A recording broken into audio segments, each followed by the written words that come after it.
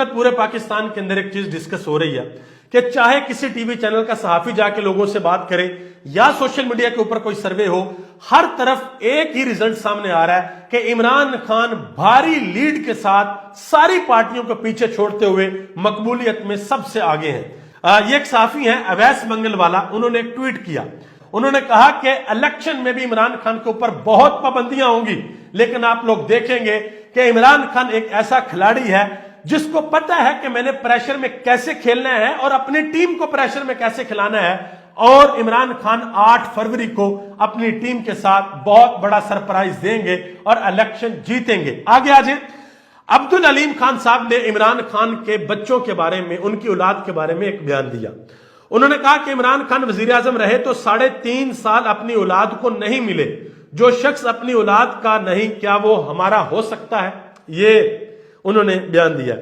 क्या ही खूबसूरत बात होती कि अब्दुल अलीम खान साहब इस तरह का बयान देते कि इमरान खान 3.5 साल हुकूमत में रहा और उसने करप्शन की है, ये करप्शन की है।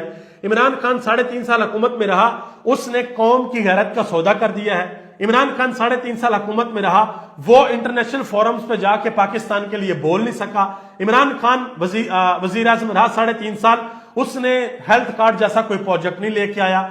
वो पाकिस्तान के गरीब लोगों के लिए पनाहगाहें नहीं बना पाया। वो पाकिस्तान के गरीब लोगों के लिए जिनके पास खाने को पैसे नहीं होते, उनके लिए लंगर खाने नहीं खोल पाया। कोई इस तरह का बयान होता तो फिर भी हम मानते, लेकिन बयान क्या दिया कि जी वो अपने बच्चों से नहीं मिलता तो वो हमारा कैसे हो सकता है। इमरान खान से ना एक दफा सवाल हुआ कि खान साहब आपने इस कौम के लिए बड़ा किया, बड़ी जद्दोजहद की, क्या कभी आपको महसूस हुआ कि यार इस जद्दोजहद में मैं कुछ मिस कर गया हूं?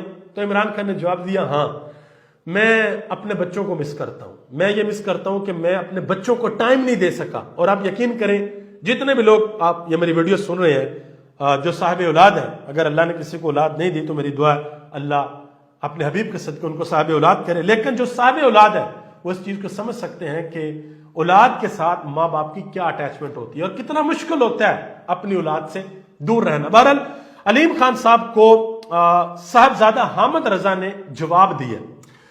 उन्होंने कहा जी एक शख्स था जो 1998 में मोटरसाइकिल पर GOR लाहौर में हकूमती वज़रा और नुमाइंदगान के घर घर जाकर 5 मरला प्लॉट की फाइलें बेचा करता था। जाती तौर पर शाहिद, उन्होंने कहा मैं जाती तौर पर इस चीज का शाहिद हूं। फिर 1999 में परवेज मुशर्रफ के आते ही मोना सलाई की नजर करम उस शख्स पर पड़ी और मोना सलाई ने चौधरी परवेज लाई को कह के पहले उस शख्स को MPA और बाद में वजीर बनवा दिया।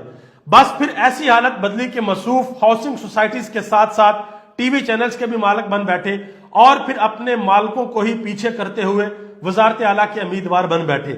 जो अपने मौसम का ना बन सका वो अपनी पार्टी के लोगों से क्या वफा करेगा, नाम बूझो तो जाने। ये भाई मैं नहीं कह रहा, साहबजादा हामिद रजा ने ये अलीम खान के बारे में वादियो नजर में ये सारी चीजें की हैं, बातें कही हैं।